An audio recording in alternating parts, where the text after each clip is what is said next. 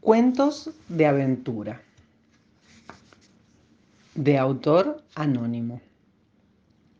Alí Baba y los 40 ladrones. Cuento de la tradición oriental. El autor, que es anónimo. Las Mil y una Noches es una colección de cuentos muy antiguos que fueron recopilados en Egipto hace unos 600 años. Antes de esa época, los relatos habían viajado de un lugar a otro, contados por juglares viajeros. Muchos de esos cuentos son de origen hindú, persa o egipcio. Es posible que algunos procedan de la China y del Japón. El texto. Se cuenta en Las Mil y una Noches, el libro al que pertenece este relato, que para salvar su vida, Scheherazada, que era la esposa de un sultán, se las tuvo que ingeniar para contarle todas las noches una historia que lo mantuviera intrigado. Claro, si el sultán quería saber el final, tenía que mantenerla viva forzosamente. Pero cada vez que terminaba una historia, empezaba otra. El relato que van a leer es uno de los más famosos de esa serie de historias. Seguramente escucharon hablar alguna vez de Alí Baba y los 40 ladrones. Ahora van a saber de qué se trata. En un lejano reino de Persia, hace muchísimos años, vivían dos hermanos con destinos muy diferentes. Se llamaban Casín y Alí Baba. Casín estaba casado con una mujer rica y vivía con muchos lujos. En cambio, Alí Baba se había casado con una joven pobre y le costaba mucho ganar dinero. Un día, el padre de la muchacha le aconsejó a Alí Baba que fuera a buscar leña para vender en las casas. Así lo hizo, pero cuando estaba preparándose para cortar un tronco seco, vio que se acercaban unos hombres a caballo. Alí Baba observó que llevaban armas y se escondió por miedo a que lo atacaran. Desde su escondite contó 40 hombres que bajaban de los caballos con unas bolsas repletas, aparentemente de monedas. El que parecía el jefe tocó una roca y pronunció unas extrañas palabras que produjeron un efecto más extraño todavía. Cuando dijo: «Ábrete, Sésamo», se abrió una grieta en la montaña y los hombres se perdieron dentro de una habitación alfombrada, llena de oro y piedras preciosas que desprendían un brillo increíble. Un rato después, el grupo de hombres salió sin las bolsas. Cuando dijeron: «Ciérrate, Sésamo», las rocas volvieron a cerrarse. Alí Baba esperó a que se alejaran bastante para acercarse a las rocas y decir las palabras que acababa de aprender. Cuando dijo: «Ábrete, Sésamo», apareció ante él la misma habitación llena de oro y piedras preciosas. Entonces tomó en sus manos todo lo que pudo y se fue apurado, después de ordenarle a la roca que se cerrara.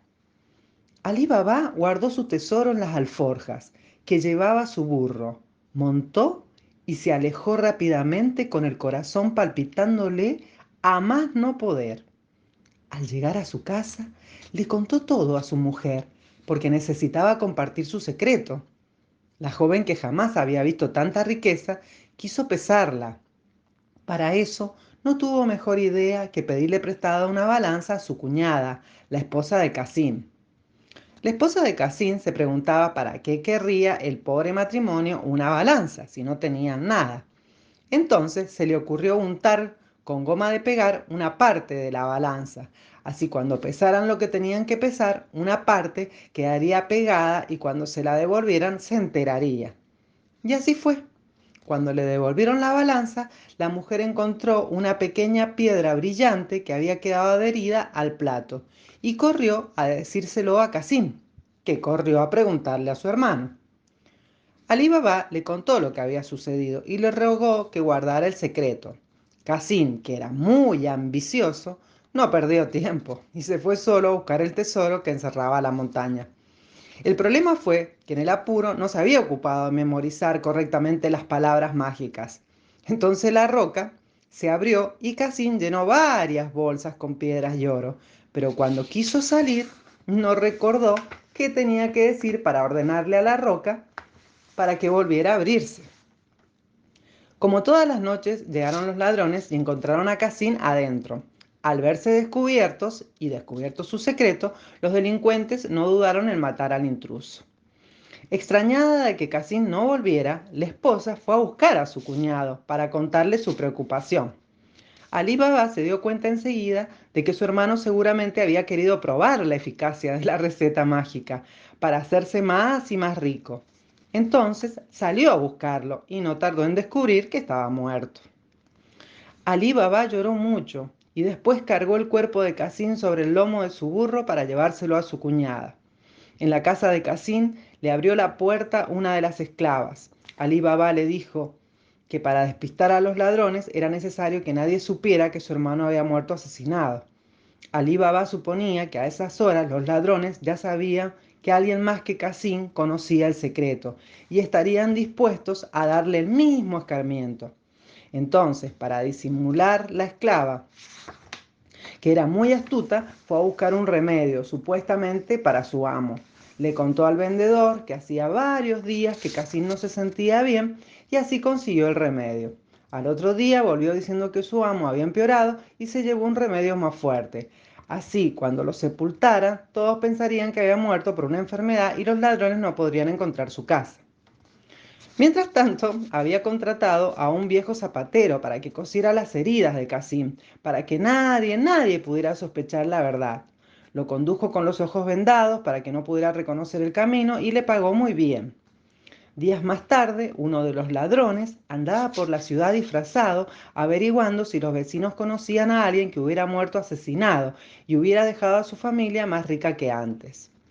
Caminando, pasó por el negocio del zapatero y se sorprendió al ver que un hombre tan anciano trabajara hasta tan tarde. Se puso a conversar con él y le dijo que le parecía raro que alguien de su edad trabajara todavía. El viejecito entonces se sintió tentado de contarle el buen negocio que le habían ofrecido recientemente. El ladrón comprendió que el zapatero había cosido las heridas de Cassim y le pidió que lo guiara hasta la casa donde había trabajado. Para poder reconocer el camino, el viejecito pidió que le vendaran los ojos y se fue orientando, tratando de identificar los olores de las callecitas. Finalmente pudo señalar la casa que había visitado. El ladrón hizo sus averiguaciones entre los vecinos y supo que allí había muerto un hombre. Seguro de que había encontrado la casa que buscaba, marcó la puerta con tiza blanca. Pero la esclava se dio cuenta y borró la señal. Cuando los delincuentes buscaron la casa para vengarse, no pudieron encontrar la marca blanca. Al día siguiente, otro de los ladrones se disfrazó y fue a buscar al zapatero para que lo guiara a la casa de Cassim. Cuando llegaron a la casa, el ladrón marcó la puerta con pintura roja, pero la esclava se dio cuenta y borró la señal. Cuando los delincuentes buscaron la casa para vengarse, no pudieron encontrar la marca roja. Enfurecido, el jefe de la banda juró que no volvería a pasar lo mismo y decidió ir él en persona hasta la casa del pobre Cassim. Llegó con 20 mulas y 40 barriles, diciendo que contenían aceite y pidió que lo dejaran pasar la noche a cambio de un buen pago. En realidad, solo en uno de los barriles había aceite y dentro de cada uno de los otros viajaba uno de sus hombres.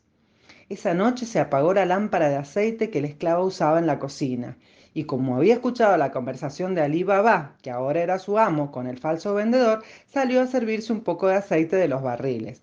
Pero entonces escuchó la voz de uno de los malhechores que al oír las pisadas creyó que su jefe le estaba dando la señal para atacar.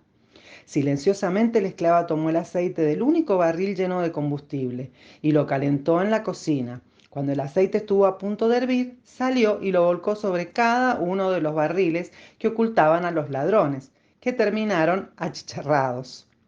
Meses más tarde, el jefe de los ladrones, deseoso de vengar la derrota, se hizo amigo del hijo de Ali Baba y así consiguió entrar nuevamente en la casa que había sido de Cassim, donde ahora vivía toda la familia, pero esta vez como invitado. Durante la cena, con la que fue agasajado, el visitante se negó a comer pan, diciendo que la sal le hacía mal. La astuta esclava, que se disponía a bailar en su honor, se alarmó ante esa explicación. Ella recordaba bien que la antigua costumbre impedía que se compartiera la sal en la mesa de un hombre a quien se iba a traicionar. Casi enseguida se dio cuenta de que el supuesto comerciante echaba algo en la copa de sus amos, y mientras bailaba con un brusco movimiento del pañuelo que cubría sus hombros, volcó las copas. Enseguida el contenido de las copas de sus amos tiñó las maderas del piso de un color verdoso, por efecto del veneno que el visitante había echado. Inmediatamente la esclava sacó un puñal que escondía en el vestido y mató al hombre. Alí Baba le agradeció a la esclava por haberle salvado la vida y la premió casándola con su hijo. Pasado un tiempo, la nueva pareja le dio un nieto. Alí Baba llevó a su hijo y a su nuera ante la cueva que escondía el inmenso tesoro.